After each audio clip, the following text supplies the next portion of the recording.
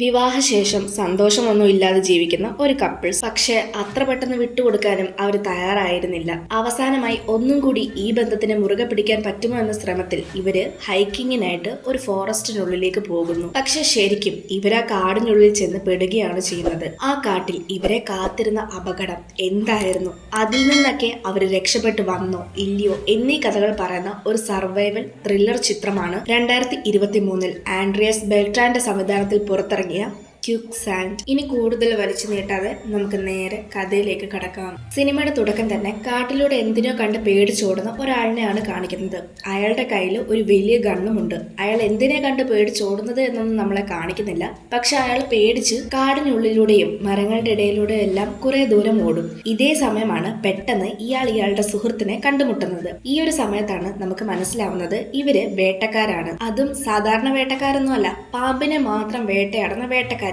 ശരിക്കും പറഞ്ഞാല് ഇവരിപ്പം നിൽക്കുന്നത് കൊളംബിയയിലെ ഒരു റെയിൻ ഫോറസ്റ്റിലാണ്. ഇവിടെ നിരവധി വിലപിടിപ്പുള്ള മൃഗങ്ങളുണ്ടാകും. അതായത് നാട്ടില് ഇതിനെ പല രീതിയിലും ഉപയോഗിക്കാൻ സാധിക്കും. അതിലെ ഒന്നാണ് പാമ്പ്. ഇവിടുത്തെ പാമ്പുകളെ പിടിച്ച് അതിനെ കൊന്നതിന് ശേഷം അതിന്റെ തൊലി ഉപയോഗിച്ചിട്ട് പല പ്രോഡക്റ്റുകൾ ഉണ്ടാക്കാനായിട്ട് യൂസ് ചെയ്യും. ഇങ്ങനെ ചെയ്യുമ്പോൾ ഇവർക്ക് ഇതിൽ നിന്ന് കുറേയധികം പൈസ കിട്ടും. സുഹൃത്തിനെ കണ്ടപ്പോൾ അയാൾ പറയുന്നുണ്ട്, നമുക്ക് ഈ പണിയൊന്നും വേണ്ടായിരുന്നു, നമ്മൾ ആദ്യം ചെയ്ത പണി തന്നെയായിരുന്നു ഏറ്റവും ബെറ്റർ, ഇതത്ര സേഫ് ഒന്നും അല്ല എന്നൊക്കെ. ഇത് കേൾക്കുന്ന അയാള്, എടാ മണ്ട, നിനക്ക് ഇതിനെപ്പറ്റി എന്തറിയാം? ഈ പാമ്പിനെ പിടിച്ചുകൊണ്ട് നമ്മൾ കൊടുത്തു കഴിഞ്ഞാൽ നമുക്ക് എന്തുമാത്രം പൈസ കിട്ടുമെന്ന് നിനക്ക് വല്ല ധാരണയുണ്ടോ? നമുക്ക് തോന്നാം ഇതൊരു പാമ്പല്ലേ, ഇതിനെന്തിന് ഇത്ര പേടിക്കാൻ, ഷൂട്ട് ചെയ്ത് കൊന്നാ പോരെ എന്നല്ല. പക്ഷെ അവിടെയുള്ള പാമ്പുകള് ഒരുപാട് വിഷമേറിയതും അതുപോലെ വലുതും ചെറുതും ഒക്കെ ആയിട്ടുള്ള പാമ്പുകളാണ്. ഒരു മനുഷ്യനെ കൊല്ലാൻ വരെ പ്രാപ്തിയുള്ള പാമ്പുകളാണ് ആ കാടിനുള്ളിലുള്ളത്. പാമ്പുകൾ മാത്രമല്ല, അവിടെ വേറെയും പല മൃഗങ്ങളുണ്ടാകാം. ഇതിൽ നിന്നൊക്കെ രക്ഷപ്പെട്ടു പോകുന്നത് അത്ര എളുപ്പമുള്ള കാര്യമല്ല. എന്തായാലും ഇവരിങ്ങനെ സംസാരിച്ചുകൊണ്ടിരിക്കുന്ന സമയത്ത് അവരെന്തോ ഒരു സൗണ്ട് കേൾക്കും. വീണ്ടും അവർ രണ്ടാളും രണ്ട് വഴിയിലേക്ക് ഓടും. അപ്പോഴാണ് അതിലെ തൊപ്പി വെച്ച അയാളില്ലേ, അയാള് ഒരു ചെളിക്കുഴിക്കകത്തോട്ട് കാല് വെക്കുന്നത്. അങ്ങനെ അതിൽ നിന്ന് തെന്നി അടിച്ച് വീഴുമ്പോൾ അവിടെ ഒരു മനുഷ്യന്റെ അസ്ഥികൂടം കിടക്കുന്നു. ഇത് കണ്ട് ഇയാള് പേടിച്ച് നിലവിളിക്കുന്ന ശബ്ദം കേട്ടുകൊണ്ട് ആ സീൻ അവിടെ കട്ടാക്കും. പിന്നീട് അടുത്ത സീനില് നമ്മളെ ഒരു ദമ്പതികളെയാണ് കാണിക്കുന്നത്. ജോഷ് എന്നും സോഫിയ എന്നുമാണ് അവരുടെ പേര്. അവർക്ക് ദാമ്പത്യം തുടങ്ങിയാൽ പിന്നെ ഒരു തരത്തിലുള്ള സന്തോഷം അവർക്കുണ്ടായിട്ടില്ല. അതായത് എപ്പോഴുമുള്ള വാക്കുതർക്കങ്ങൾ, പല കാര്യത്തിനോടുമുള്ള വിയോജിപ്പ്, അങ്ങനെയുള്ള കാരണങ്ങളും കൊണ്ടുള്ള അടികൾ. ഡിവോഴ്സിന്റെ അറ്റം വന്ന് നിൽക്കുന്ന സമയത്താണ് അവരൊരു ഹോട്ടലിലേക്ക് പോകുന്നത്. ശരിക്കും പറഞ്ഞാല് ഒരു യാത്ര പോകുന്നതിന്റെ ഇടയിലാണ് ഇവർ ഈ ഹോട്ടലിലേക്ക് കയറുന്നത്. അവിടെ വെച്ച് അവർക്ക് രണ്ടാളുടെയും കോമൺ ഫ്രണ്ട് ആയിട്ടുള്ള മാർക്കസ് എന്ന് പറയുന്ന അയാളെ കാണുന്നു. അയാള്, നിങ്ങളുടെ ഈ പ്രശ്നമൊക്കെ ഒന്ന് മാറാനായിട്ട് ഒരു ഹൈക്കിങ്ങിനൊക്കെ പോകും, അല്ലെങ്കിൽ ഒരു ട്രിപ്പൊക്കെ പോയിട്ട് വാ, അപ്പൊ കുറച്ചൊക്കെ കാര്യങ്ങൾ മാറും എന്നൊക്കെ പറയും. എന്നിട്ട് ഒരു വ്യൂ പോയിന്റിനെ പറ്റി പറയും. മാർക്കസ് പറഞ്ഞ ആ ഒരു സ്ഥലം ഇവരിപ്പം വന്നു നിൽക്കുന്ന ഹോട്ടലിൽ നിന്ന് കുറച്ച് ദൂരം മാത്രം അപ്പുറത്താണ്. അവസാനം അവര് മാർക്കസ് പറഞ്ഞ ആ ഒരു പോയിന്റിലേക്ക് എത്തിയിരിക്കുകയാണ്. ഇനി മുൻപോട്ടുള്ള യാത്ര നടന്നിട്ടാണ്. അത് പോകുമ്പോൾ നമുക്ക് നേരത്തെ പറഞ്ഞ വഴിയിലൂടെയാണ് പോകേണ്ടത്. അങ്ങനെ അവർ രണ്ടാളും റിസപ്ഷനിസ്റ്റ് പറഞ്ഞിട്ടുള്ള ആ ഒരു വഴിയിലൂടെ കയറിപ്പോകും. ഹൈക്കിങ് ചെയ്തുകൊണ്ടിരിക്കുന്ന സമയത്ത് പോലും അവർ രണ്ടാളും അങ്ങോട്ടും ഇങ്ങോട്ടും ഒന്നും തന്നെ സംസാരിക്കുന്നുണ്ടായിരുന്നില്ല. കാരണം അവരുടെ ഇടയിൽ അത്രത്തോളം ഒരു ഗ്യാപ്പ് ഉണ്ടായിരുന്നു. കുറച്ച് ദൂരം നടന്നു കഴിയുമ്പോൾ സോഫിയൊക്കെ കാല് കിതയ്ക്കും. അത് കാരണം അവൾ അവിടെ ഉണ്ടായിരുന്ന ഒരു കല്ലിലിരിക്കും. ഇതേ സമയമാണ് കാലാവസ്ഥയും മാറി വരുന്നത്. ഇപ്പൊ വെയിലൊക്കെ മാറി നല്ല മഴക്കാറും വന്നിട്ടുണ്ട്. കാലാവസ്ഥ മാറുന്നത് കണ്ടതുകൊണ്ട് തന്നെ ജോഷ് സോഫിയോട് നമുക്ക് എത്രയും പെട്ടെന്ന് തിരികെ പോകാം, എനിക്ക് നാളെ കാണാം ഹൈക്കിങ്ങിന് വരാമെന്ന് പറയും. പക്ഷെ സോഫി പറയുന്നത് എന്തെന്നാൽ, നമ്മൾ ഇത്രയും ദൂരം വന്നില്ലേ, എന്തായാലും ഇച്ചിരി ദൂരം കൂടി പോയി കഴിഞ്ഞാൽ നമുക്ക് ആ ഒരു വ്യൂ പോയിന്റിലേക്ക് എത്താൻ പറ്റുമായിരിക്കും. ഇത് കേൾക്കുന്ന ജോഷ്, വ്യൂ പോയിന്റിൽ നമുക്ക് എത്താൻ പറ്റുമായിരിക്കും, പക്ഷെ മഴ കാരണം നമുക്ക് നേരെ ജോന് തിരിച്ചു വരാൻ പറ്റുമെന്ന് എന്താണ് ഉറപ്പ്? അതുകൊണ്ട് എത്രയും നല്ലത് ഇവിടുന്ന് ഇപ്പൊ തന്നെ പോകുന്നതാണ്. അങ്ങനെ ജോഷ് പറയുന്നതാണ് ശരിയെന്ന് തോന്നിയിട്ട് അവർ രണ്ടാളും തിരികെ അവരുടെ വണ്ടി ഉണ്ടായിരുന്ന സ്ഥലത്തേക്ക് തന്നെ പോകും. ആ സമയത്ത് ഇവരെ ഫോളോ ചെയ്ത് വന്നിട്ടുണ്ടായിരുന്ന ഒരാളില്ലേ, അയാള് ഇവരുടെ വണ്ടി അടിച്ചു മാറ്റാൻ ശ്രമിക്കുവാണോ എന്തുവാണോ എന്നറിയില്ല. എന്തായാലും ഇവരുടെ വണ്ടിയുടെ അവിടെ നിന്നൊക്കെ എന്തൊക്കെയോ ചെയ്തുകൊണ്ടിരിക്കുന്നത് ഇവര് ദൂരെ നിന്ന് കാണും. അങ്ങനെ കുറച്ചു നേരം അവരവിടെ നിന്ന് അയാളെ നിരീക്ഷിക്കും. പക്ഷെ ഇങ്ങനെ നിരീക്ഷിച്ചുകൊണ്ടിരുന്നൊക്കെ ഒരു കാര്യമില്ലല്ലോ. അതുകൊണ്ട് ആദ്യം ജോഷ് എഴുന്നേറ്റ് അയാളുടെ അടുത്തേക്ക് പോകും. ജോഷിനെ കണ്ട അയാള് ഗൺ പോയിന്റ് ചെയ്തതിനു ശേഷം നിന്റെ കയ്യിരിക്കുന്ന പൈസ മൊത്തം എടുക്കട എന്ന് പറയും. പക്ഷേ ജോഷ്, എന്റെ കയ്യിൽ 1 രൂപ പോലും ഇല്ല, നീ വേണേ ചെക്ക് ചെയ്ത് നോക്കിക്കോളൂ എന്ന് പറയും. പിന്നീട് അയാള്, നിന്റെ കൂടെ ഒരു പെണ്ണുണ്ടായിരുന്നല്ലോ, അവൾ എന്ത് ചെയ്യുന്ന ചോദിക്കും. ഇതേ സമയം സോഫിയ അവിടേക്ക് എത്തും. അവളുടെ കയ്യിൽ ആകെ ഉണ്ടായിരുന്ന ഒരു ബാഗായിരുന്നു. ആ ബാഗ് അയാളുടെ കയ്യിലേക്ക് കൊടുക്കും. അയാള് ബാഗ് എടുക്കാൻ കുനിയുന്ന ആ ഒരു സമയത്ത് ജോഷ് അയാൾക്ക് ഒരു ചവിട്ടും കൊടുത്തിട്ട് അവർ രണ്ടാളും കാടിനുള്ളിലേക്ക് ഓടിപ്പോകും. ഈ സമയം ഇയാളും തന്റെ കയ്യിലുണ്ടായിരുന്ന ഗണ്ണെടുത്ത് ഷൂട്ട് ചെയ്യാൻ ശ്രമിക്കുന്നുണ്ട്. കുറച്ചു ദൂരം ഇവരെ പിന്തുടർന്ന് ഷൂട്ട് ചെയ്യാൻ ശ്രമിക്കും. പക്ഷെ ഒരു പോയിന്റിലെത്തുമ്പോൾ ഇവർ ആ വഴിയിലൂടെ കയറിപ്പോകും. അതായത് നേരത്തെ റിസപ്ഷനിസ്റ്റ് പറഞ്ഞിട്ടുണ്ടായിരുന്ന ആ ഒരു അപകടകരമായ വഴിയിലൂടെയാണ് ഇവർ കയറി പോകുന്നത്. ശരിക്കും ഇത് അറിഞ്ഞുകൊണ്ടാണ് ഇവർ ആ വഴിയിലൂടെ പോകുന്നത്. കാരണം ഇവർ വിചാരിക്കും ഈ വഴി അപകടം നിറഞ്ഞതാണല്ലോ, അതുകൊണ്ട് തന്നെ ഇയാള് ആ വഴി എന്തായാലും ഫോളോ ചെയ്ത് വരില്ല. അങ്ങനെ സോഫിയയും ജോഷും കൂടി ആ ഒരു വഴിയിലൂടെ കയറി ഉള്ളിലേക്ക് പോകും. പക്ഷെ ജോഷ് വിചാരിച്ചത് ആ വഴിയിലൂടെ പോയതിനു ശേഷം അവിടെ എവിടെയെങ്കിലും ജസ്റ്റ് ഒളിച്ചിരിക്കാം എന്നാണ്. എന്നാൽ സോഫിയ ആ വഴിയിലൂടെ കയറി ഉള്ളിലേക്ക് പോകും. സോഫിയ തന്റെ പുറകിൽ ജോഷ് ഉണ്ടോ എന്ന് പോലും തിരിഞ്ഞു നോക്കാതെ ഒരു ബോധം ഇല്ലാതെ നേരെ അങ്ങ് ഓടി പോവുകയാണ്. അങ്ങനെ അവൾ അവസാനം ഒരു കമ്പിൽ പോയി തലയിടിച്ച് ബോധം കെട്ടി വീഴും. സോഫിയയ്ക്ക് തിരിച്ച് ബോധം വരുമ്പോഴേക്കും നല്ല പോലെ മഴ പെയ്യുന്നുണ്ടായിരുന്നു. മാത്രമല്ല അവളുടെ നെറ്റിൽ നിന്ന് ബ്ലീഡിങ്ങും ഉണ്ട്. അവളാണേല് ജോഷിന്റെ പേരിട്ട് വിളിക്കുകയാണ്. അവൻ എവിടെയാണെന്ന് അവിടെ മുഴുവൻ അന്വേഷിക്കും. പക്ഷെ അവിടെ എങ്ങും കണ്ടെത്താൻ സാധിക്കില്ല. അങ്ങനെ ആ മഴയെ നനഞ്ഞുകൊണ്ട് അവൾ അവനെ അന്വേഷിച്ചുകൊണ്ട് നടക്കും. ഈ സമയത്താണ് അവിടെ ഉണ്ടായിരുന്ന ഒരു ചെളിക്കുഴിയിലേക്ക് അവൾ വീഴുന്നത്. അവിടെ നിന്ന് അവൾക്കാണേലോ അങ്ങോട്ടും ഇങ്ങോട്ടും തിരിയാനോ എഴുന്നേൽക്കാനോ ഒന്നും തന്നെ പറ്റുന്നുണ്ടായിരുന്നില്ല. ആകെ അവളുടെ തല മാത്രമാണ് പുറത്തിരിക്കുന്നത്. അതുകൊണ്ട് അവൾ ജോഷിന്റെ പേര് എടുത്തെടുത്ത് വിളിക്കുന്നുണ്ട്. ഈ സമയം കൊണ്ട് അവിടേക്ക് ജോഷ് എത്തും. ജോഷാണേല് അവിടെ കിടന്ന ഒരു കമ്പെടുത്ത് അവളുടെ കയ്യിലേക്ക് കൊടുക്കും. എന്നാൽ ആ കമ്പ് ഒടിഞ്ഞു പോയത് കാരണം അവൾക്ക് കയറി വരാൻ സാധിക്കില്ല. ഇത് കാണുന്ന ജോഷ്, നീ അടങ്ങി നിന്നാലേ അതിനകത്ത് പൊതിഞ്ഞു പോകാതിരിക്കുള്ളൂ എന്ന് പറയും. പക്ഷെ ആരോടാണ് ഈ പറയുന്നത്? സോഫിയ. അവൻ പറയുന്നത് ഒന്നും കേൾക്കാതെ തനിക്ക് പുറത്തു വരണം എന്നുള്ള മട്ടില് അതിനകത്ത് കിടന്ന് നീന്തുന്ന പോലെയും അങ്ങോട്ടും ഇങ്ങോട്ടും ശരീരമിട്ട് ഇളക്കി മറിക്കും. അവസാനം അവൾ അതിനകത്ത് പൊതിഞ്ഞു പോകും. പക്ഷെ ഇത് കണ്ടുകൊണ്ട് ജോഷിന് നിൽക്കാൻ സാധിക്കില്ലായിരുന്നു. അവൻ എന്തൊക്കെയൊക്കെ ചെയ്യണമെന്നുണ്ട്. പക്ഷെ എന്ത് ചെയ്യണമെന്ന് അറിയില്ല. അവസാനം അവനും ആ ഒരു ചെളിക്കുഴിയിലേക്ക് എടുത്തു ചാടും. എന്നിട്ട് മുങ്ങിപ്പോയ അവളെ പൊക്കിയെടുത്തുകൊണ്ട് വരും. എങ്കിലും അവർക്ക് പുറത്തേക്കൊന്നും വരാൻ സാധിക്കില്ല. അവർ രണ്ടാളും ഒരുപോലെ ആ ചെളിക്കുഴിയിൽ പെട്ടുപോയിരിക്കുകയാണ്. ഇതേ സമയം മാർക്കസ് ജോഷിനെ സോഫിയെ അന്വേഷിച്ച് അവരുള്ള ഹോട്ടലിലേക്ക് വരും. പക്ഷെ അവിടെങ്ങും അവർ രണ്ടാളും ഉണ്ടായിരുന്നില്ല.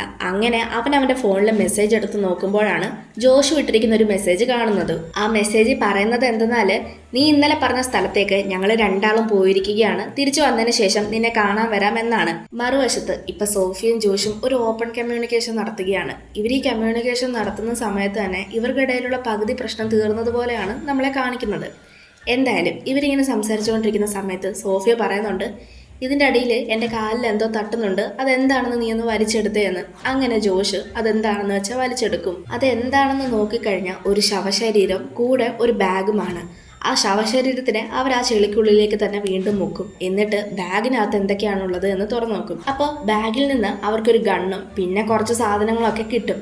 ഇത് ശരിക്കും പറഞ്ഞാൽ നേരത്തെ നമ്മൾ സിനിമയുടെ തുടക്കത്തിൽ കാട്ടിലൂടെ ഓടുന്ന ഒരു തൊപ്പിയിട്ട ആളെ കണ്ടില്ലേ, അങ്ങേരാണ് ഇയാള്. എന്തായാലും അവർ കയ്യിൽ കിട്ടിയ ആ ഒരു ഗണ്ണെടുത്ത് കയ്യിൽ വെക്കും. എന്നിട്ട് ആ ബാഗ് അവർ പൊട്ടിച്ചതിന് ശേഷം ഒരു വള്ളി പോലെ യൂസ് ചെയ്യാമെന്ന് വിചാരിക്കും. പക്ഷെ ആ ബാഗിന് അത്രത്തോളം നീളം ഉണ്ടായിരുന്നില്ല. അതായത് വള്ളി പോലെ ഒരു കല്ലിലിട്ടിട്ട് വലിഞ്ഞു കയറാനുള്ള നീളമൊന്നും അതിനുണ്ടായിരുന്നില്ല. അടുത്ത സീനില് മാർക്കസ് സോഫിയും ജോഷും ഉണ്ടായിരുന്ന ഹോട്ടലിൽ ഇരിക്കുന്നതാണ് നമ്മളെ കാണിക്കുന്നത്. ഈ സമയമാണ് സോഫിയുടെ ബാഗ് ഇട്ട് ഒരാൾ നടന്നു പോകുന്നത് കാണുന്നത്. അങ്ങനെ മാർക്കസ് അയാളെ പിടിച്ച് ചോദ്യം ചെയ്യുമ്പോൾ കുറെ കാര്യങ്ങൾ മാർക്കസിന് അറിയാൻ പറ്റും. അതായത് സോഫിയയും ജോഷും ഇപ്പൊ അപകടത്തിലാണെന്നുള്ളത്. ശരിക്കും ഇയാൾ ആരാണെന്ന് വെച്ച് കഴിഞ്ഞാല് നേരത്തെ ജോഷിനെ സോഫിയുടെ പുറകെ വന്ന ഒരു കള്ളനുണ്ടല്ലോ, അവരുടെ ബാഗൊക്കെ ചോദിച്ച അയാളായിരുന്നു ഇയാള്.